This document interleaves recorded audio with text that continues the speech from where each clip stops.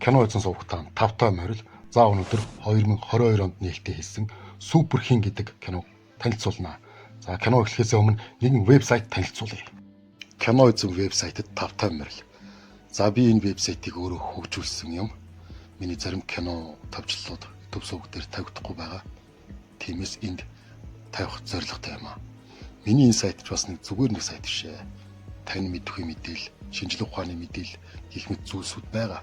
Мөн түншлэн хиймэл оюун ухааны дэвшилт технологи хай. Текстээс дуу оруулах, дуунаас текст үүсгэх гэх мэт олон хиймэл оюун ухааны үйлчилгээ байгаа. Та нар сонирхож орж үзэж болно. Мөн түншлэн та нар би 7 хоногийн тест явах хийж байгаа.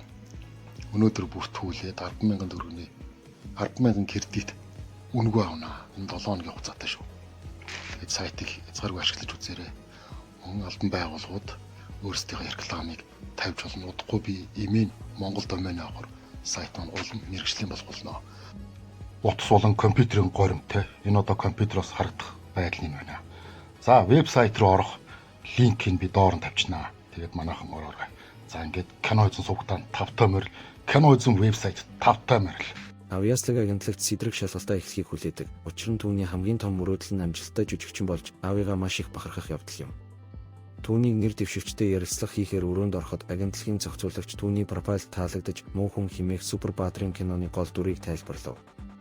Асуудал нь Сэдрэгийн хэсэг хугацааны өмнө зураг авалтанд орсон хичүүртэй сурталчилгаанаас болж яриа тасалдсан явдал юм. Сурталчилгааг маш их зовоосон арга барилаас болж эмэгтэй шийдвэрээ буцаахаар шийдэж эрэгтэй нь гэртээ харж түүнийг ихч Илянор найзынх нь Адам цав хоёрын хамт ухтан ав.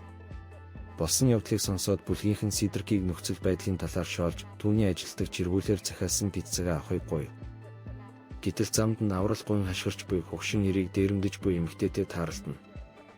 Гисэн хэдий ч Сэдрэг гэмт хэргийг зогсоохын тулд юу ч хийхгүй байгаа бөгөөд энэ хандлага нь өвгнийг уурлуулж Сэдрэг рүү дайрч эхлэв.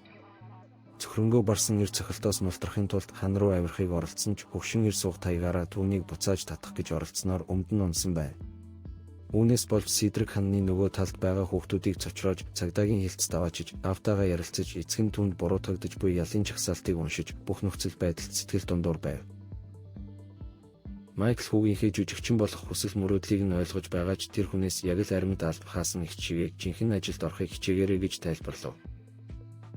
Энэ ярианы дараа Сэдрэг аавыгаа хизээ нэгэн цагт өөрөөрөө их бахархах болно гэж амлаж орхив. Энэ хооронд Адам Сибийн ээжээс өөр хинч биш зүйд залуутайгаа ярилцаж тэр байшинд илүү их хувийн нууцтай байхыг тайлбарлав. Тэр хүүгээ найз охинтойгоо хамт амьдрахыг хичээх болно. Гисэн хэдий ч Сэдрэг галзуу хүний төлөвлөгөөг үгүйсгэж түүн рүү тоглоом хийж шүүсэндээ жигшүүртэй зүйл хийж тэр хүнийг бүгдийг нь бөөлчгöd хүргэдэг. Хэдэн минутын дараа Сэдрэг гэртээ ирэхэд Зэб хойд эцэгтэйгээ маргалдаж байхыг харж байтал түүний гар утас дуугарч продакшныхын дуудлага байсан нь мэдэгдэв. Сэтгэл нь хөдөлсөн Сэдрэг дуудлагад хариулж дүр товсноо мэдээд баяраа тэмдэглэв. Асуудлын гол нь продюсер нь холбоо барих утасны дугаарыг хольж хутгаад утсаа тассан л байгаа юм. Удалгүй тэр эмэгтэй жинхэнэ сонгогдсон жүжигчин Людовиктэй холбоо барьсан боловч дүрд нь буусны баярыг тэмдэглэх үеэр тэр хүн осолд орж харамсалтайгаар амиа алддаг. Үүний үр дүнд продюсер Сэдрэг рүү дахин залгахаас өөр аргагүй хүрдэг бөгөөд тэрээр энэ удаад түүнийг дүр тоглосныг мэдээд баяртай байна. Үүний дараа эрэгтэй жүжигчин болох шин гараагаа бэлдэж биеийн тамирын зааланд эрчимтэй дасгал хийж эхэлдэг. Өөрийн биеийг илүү хүчрэхэд илүү тодорхой болгохын тулд удирдах байна. Муу хүн киноны зураг авалтын эхний өдрийн бэлтгэлийн үеэр Сэдрэг ихч рүүгээ залгаж тайзны араас уран сайхны киног харуулдаг. Тэрээр энэ аялал тохиолдсон бүх зүйлдээ бараг итгэхгүй байна.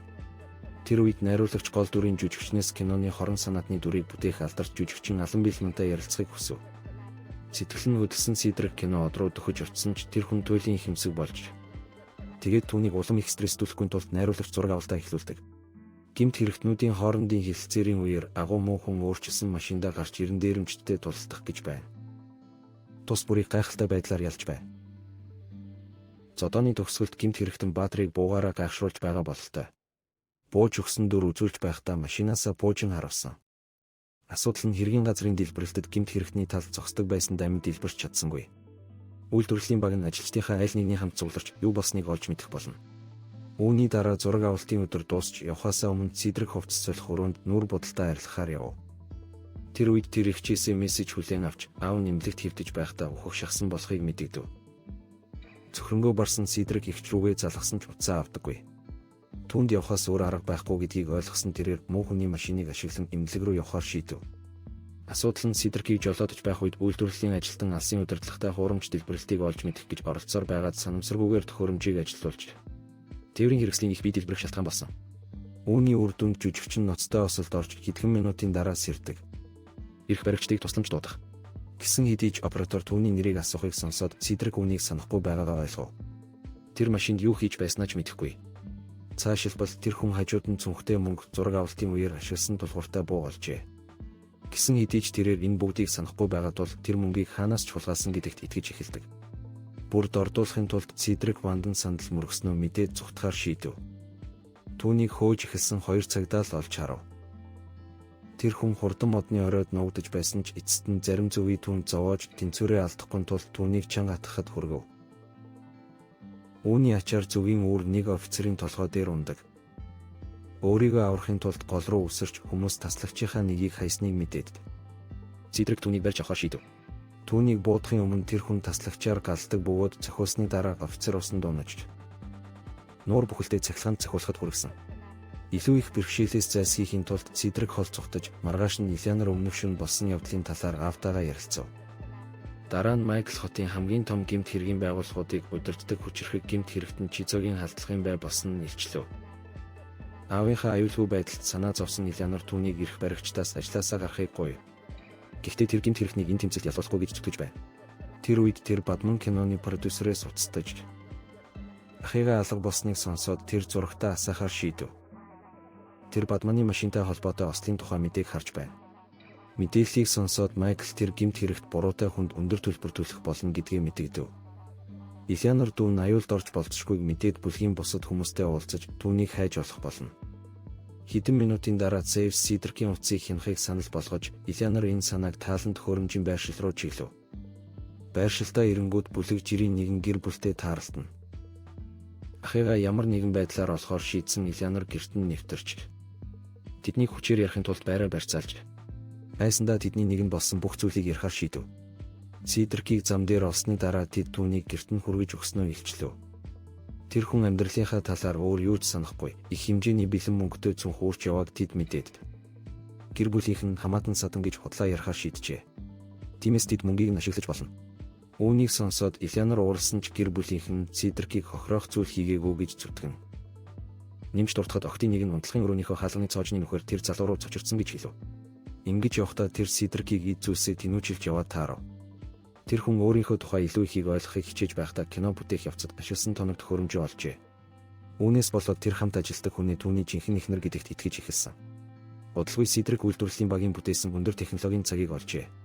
Мөн түүний костюм хэрхэн ажилтдаг талаар тайлбарласан видеонуудыг үзээд эхнэр хүү хоёроо олзлогдсон тухай мэдээг сонсоод цөхрөнгөө барав.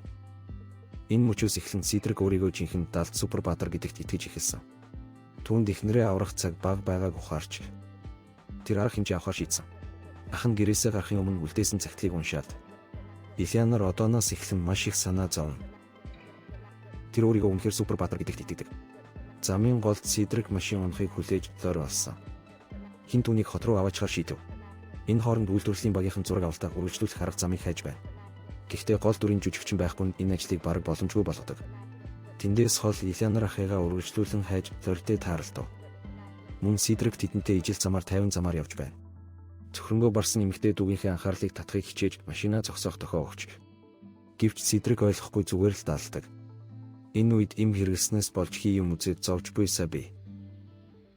Замын гол зогсож буй ээжигээ хараад найзыгаа хазаалгахаар тулав. Асуудал нь энэнд ноцтой осолд хүргэдэг. Сидрик саяхан болсон бүх зүйлд улам бүр эргэлзэж байна. Энэ хооронд лойр уцаар ярьж байв.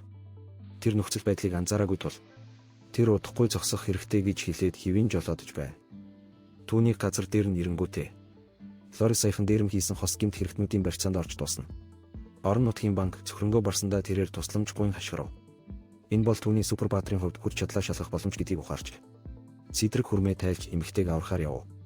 Тэр хүн гэмт хэрэгтнийг хурдан устгахыг оролддог. Гэвч эцэст нь түүнд цохилт өгснөөр арагшаа унана.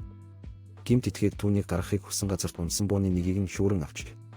Гэхдээ энэ бол хоосон буудах гарбуу бөгөөд түүний боломжийг ашиглаж Сидрик жинхэнэ буу руу шидэв. Үүний ачаар гардан тулаан эхэлдэг. Болон Лори санамсаргүйгээр хид хідэн цохиулж байхдаа машинаас зугтахыг хичээнэ. Бодлоггүй гэмт хэрэгтэн мөргөлдөөн дунд бууга буудаж. Хэдийгээр сумн Лоригийн машиныг дэлбэрсэн ч тэд тулалцсаар байна. Эцэст нь Сидрикийг гэмт хэрэгтэн авчиж хин түүнийг дуусгахыг оролддог. Гэхдээ тэр мөчөд хүний ам руу зүгийг нисч амьсгал боогдуулна. Сидрик анхаарал сарниулж байгааг далиндууланд нойрны шүршигчээ хэрэглэж. Үүний зэрэгцээ гэмт хэрэгтэн утаагаар амьсгалах боломжгүй болж ухаан алддаг. Гэсэн хэдий ч Супербаатар үүнийг ойлгодоггүй бөгөөд түүний нойрны шүршигч үнэхээр ажилдаг гэдэгт итгэдэг. Сөргөлдөөний төгсгөлд Сидрик уудтай мөнгө шүүрч аваад хэргийн газраас цогтов. Лоригийн хамт гэмт этгээдийн уур хилэнг орхисон. Тухайн үед гэмт хэрэгтнүүдийн нэг нь Чизагаас өөр хүн байсан нь илчлэв. Хулгайлсан мөнгөө аваад зугтахыг хардаг. Тэдний зам руу зугтаж байх үед Сидрик өөрийгөө муу хүн гэдгийг илчилж, өөрийгөө муу хүн гэдгийг тайлбарлав. Тэр уудтай мөнгө өрөөд эхнэр хүүгээ гол дайснаасаа аврахын тулд цус дайлаалагч. Хэдийгээр тэр юу болоод байгааг сайн ойлгохгүй байгаа ч.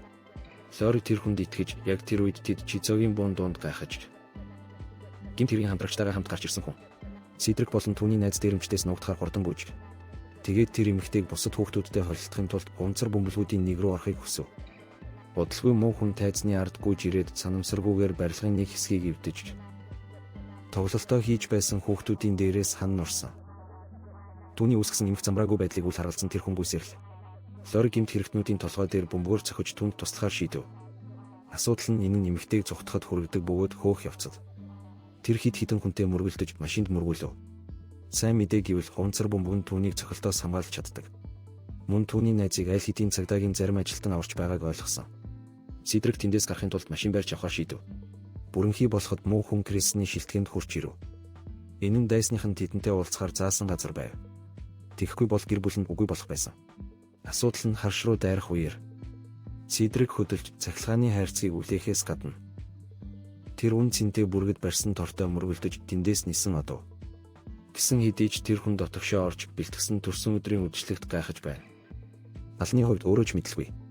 Өөрийнх нь өнгөлөнд алдсан хувцас хийсгээс сэргийлхийг хичээж муу хүн үдшилтэд оролцож байгаа юм шиг ашиглаж төрсөн өдрийн залууг алга ташиж байна. Энэ үед Сидрикийн хамтран тоглосон жүжигчин гарч ирээд алныг үнсэж эхнэр гэдгээ илчилж байна. Тэр бодит амьдралынхаа талаар юу ч санахгүй байгаа тул муу хүн гол дайсан түүний амьдралын хайрыг хулгайлсан гэж дүгнжээ. Мөн нөхцөл байдалд сүрсэн. Сидрик байшингийн дундуур явж байхдаа нэгэн залуу аавыгаа дуудаж байхыг сонсов. Энэ бол түүний хүү гэдэгт итгэж түүнийг аврахаар яарна. Түүнийг тэндээс аваад явна гэж хэлсэн. Маск зүүсэн ир түүний аав биш гэдгийг ухаарч. Залуу түүнийг явахыг тушаав. Харин муу хүн дайсан хүүхдийн эцэг гэж бодлоо хэлсэн гэж зүгээр л дүгнэдэг. Мөн төлөвлөгөөгөө үргэлжлүүлж байна. Дараа нь эрэгтэй хүүтэй хамт явахаар бэлдэж. Ямар нэг зүйл буруу байгааг ухаарч. Алан их нэртэйгээ өрөөнд орох гэж оролдов. Гэвч хаалгыг халдагчид дүгдсэн байна. Тэднийг зогсоож амжаагүй байтал Сидрик хүүгийн хамт цонхоор өсөрч. Цэцэрлэгийн усан оргилуурт буух. Уурсан алан хүнтэй адил зүйлийг хийхийг оролдов. Харин түүний хувцсны нөмрөг цонхны тооронд орооцолтон. Түүнийг агааргүй болоход хүргэж байна. Үүний зэрэгцээ Сидрик залуутай хамт уснаас гарч ирэв. Санамсаргүй товчлуур дарж цөхрөнгөө барсан. Жүжигчний эхнэр нөмрөгийг нь огтолж аврахыг оролддог. Асуудал нь муу хүний идэвхжүүлсэн төхөөрөмж нь усан оргилуурын унтраах авахлага юм. Үүний улмаас алан газар бетон дээр хамгийн түрүүнд тулгардаг. Хэдхэн минутын дотор ирэх баригчид болон мэдээллийн сувгууд гэмт хэрэгтнүүдийн хаан байгааг хотод мэдээлдэг. Одоо түүний хоригдол хөвгөн байгаа. Тэр галзуу хүнийг ялахаар шийдсэн. Майкл гэмт хэрэгтнүүдийн байрлал руу чиглэн. Нэгэн зэрэг Чизо бас дайснаасаа өшөө авахын тулд тийшээ явахаар шийдэв. Байн дундах орхигдсан байшин руу орох гэж оролдож байхдаа Сидрик залууг ухрахыг гуйв. Гэхдээ тэр үед бүргэд хосыг олж харав. Тэр хүүг аваад явчихдаг. Хэдийгээр тэр залуу хаашаа явсныг мэдэхгүй ч муу эр цагдаа нар ойртож байгааг хараад нуугдахаар шийдэв. Түүний хамтрагч бүхийгийн нэг талыг хайж байхад Майкл нөгөө рүүгээ чиглэн Сидриктэй гүйж хин санамсаргүйгээр өрөөний гэрлийг асаадаг. Өөр сонголтгүй муу хүн офицер руу дайрч мөн түүнийг зэвсэггүй болгосныхоо дараа түүнийг хутгаар устгахыг оролддог. Асуудал нь уг зэвсэг нь үйлдвэрлэлийн багийн бүтээсэн тулгууруудын нэг байсан юм. Тиймээс түүний их үддэг ирнэ хэрэглэгчийг хин нэгний гэмтээхээс сэргийлдэг. Гэмт этгээд яагаад ажиллахгүй хутгатай байдгийг ойлгохгүй байгаа ч Майкл тулалцсаар байгаад галзуу хүний нүүр рүү зөхөв. Өрсөлдөгч ухаангүй байхад нь офицер маска тайлахаар шийдэж шоконд оров. Хүүгээсээ өөр хинтээж нүүр тулах үедээ хэдийгээр тэр хүүгээ яагаад ийм зүйл хийснийг ойлгохгүй байна. Майкл 50 байж эрэгтэй цогцыг цонхоор шидэв. Тиймээс тэр хамт олондоо худлаа хэлж энийг ч олсонгүй гэж хэлж болно. Асуудал нь тэр цонхоор дахин хармагцаа. Офицер хүүгээ аль хэдийн алга болсныг анзаарав. Мөн саяхан олж мэдсэн зүйлдээ сэтгэлээр унсан. Ойн дунд мөн хүн харанхуй дундуур ямар ч зориггүй тэнүүжилж байна. Түүнийг их чинь олоход Чицэг өшөөгөө авахаас сэргийлж түүнийг тэндээс хол авч явсан. Ахта бодит амьдралаа санахад нь туслахын тулд Ильянар Ослын тухай болон жүжигчний амьдралаар тайлбарлав. Тэгэд түүнд гар утсаа өгөөд энэ нь түүний найз нөхөд гэр бүлийнхний тоо томшгүй олон зураг мессежийг агуулдаг. Энэ бүх мэдээллийг цуглуулснаар Сидрик Автагаа тулалдснаа ойлгов. Мөн нөхцөл байдлыг шийдвэрлэх. Тэд Майкл руу залхаар шийджээ. Ильянар Авта бүх нөхцөл байдлыг хурдан тайлбарлав. Гэхдээ тэр хүн сонсон зүйлдээ бараг л итгэхгүй байна. Тэр үед Чицо гарч ирж бүлгийг дайшруулж мөн Сидрикийг хамтрагчаасаа хулгайлсан муудтай мөнгө буцааж өгөхийг тушаав. Гэсэн хэдий ч муу хүн айдаггүй. Мөн дэгээр хүнийг зэвсэггүй болгож бууг хоолой руу шидэхэд хүргэдэг. Мөн агуулгын нөгөө талд унах. Үйлдвэрийн компанийн хуурамч зэвсгийн агуулгын яг орой дээр яг тэдний хажууд зураг авалт хийж байна. Үүнийг үл харгалзан Чицо өшөөгөө авахар шийдсэн хിവэр байна. Тиймээс Ильянар Сидрик хоёр найзуудтайгаа нийлж түүнийг ялах болно. Гэсэн хэдий ч тэд муу санаатнуудад хүрч амжаагүй байхад бүлгийн гишүүд эцэст нь бие биенээ зөхөж тэднийг унахад хүргэдэг. Үүний зэрэгцээ Сидрик салютаар дүүрэн хайрцагт газардав. Мөн тэднийг санамсаргүйгээр хөдөлгөж ойролцоох сүмд хүчтэй дэлбэрэлт болсон. Хэдийгээр осол гарсан ч Сидрик анхаарлаа төвлөрүүлж гэмт хэрэгтний араас явдаг. Киноны талбай дээр ширүүн тэмцэл эхлүүлж дайснууд бүх байгууламжийг сүйтгэдэг. Тэр мөчид Майкл хэргийн газар цагдаагийн цуваагаа дагуулan иржээ. Мөн сэжигтнүүдийг баривчлахаар байранд нэвтэрдэг. Гэсэн хэдий ч муу хүнийг олж баган дээр уйсан. Маскийг нь тайлж багч Чицогоос өөр хүнтэй тулгардаггүй. Хүлсэн гэмт хэрэгтний хажууд цагдаа тэдэнд үлдээсэн захиаг олж өөрийгөө ноён азарган дахиа гэж нэрлэдэг хүн гарын үсэг зурсан. Үүнийг сонсоод Майкл энэ бол түүний хүүгийнх гэдгийг ойлгосон. Сидрик бол жинхэнэ супер баатар гэдгийг мэдээд сэтгэл хөдлөсөн. Хэдэн метрийн зайд Сидрик болон түүний бүлэг цагдаагийн ажиллагааг ажиглаж мөн дараагийн өдөр нь тэр лор дээр очихоор шийдсэн. Тэр хизээч гэрлээгүй гэдгийг мэдснээс хойш тэр түүнтэй амьдралаа босхийг оролдож болно. Гэсэн хэдий ч тэр байшинд ирэнгүүтээ Сидрик нэгэн эмэгтэйтэй ахуулсан зураг олж харав. Мөн лор бол түүний хуучин найз охиноос өөр хинч биш гэдгийг санаж байна. Тэр мөчид сэтгүүлч гарч ирээд сонссныхоо дараа тайлбарлаж байна. Хуучин найз залуунд тохиолдсон ослын талаар тэр түнд бүх зүйлийг шийдвэрлэхэд нь туслахаар шийдсэн. Учир нь тэр тэд салсан ч гэсэн түүнийг гэсэн сэтгэлтэй хിവэр байсан. Цаашилбал лор энэ баримтыг шийдвэрлэхэд хэцүү байсан гэж хэлв. Тэр түүнийг марцсан гэж. Гэвч тэр мэдээд тайвширсан. Тэр өмнөх шигээ түүнд дурлаж чадсан. Бүх зүйл дууссан гэж тайвширч хос үнсэлцэж мөн өдрийн дараа мэдээ дээр шуурхай мэдээ гарч байна. Алдарч жүжигчнийг жинхэнэ буугаар бодсон тухай мэдээсэн. Киноны зураг авалтын тулгуур бууны дунд үлдсэн байсан. Үүнээс гадна сэтгүүлчид алан хүүгийн сургаггүй болсон түүхийг өгүүлдэг. Барилгаас дүүжлэгдсэн байдалтай олцсон.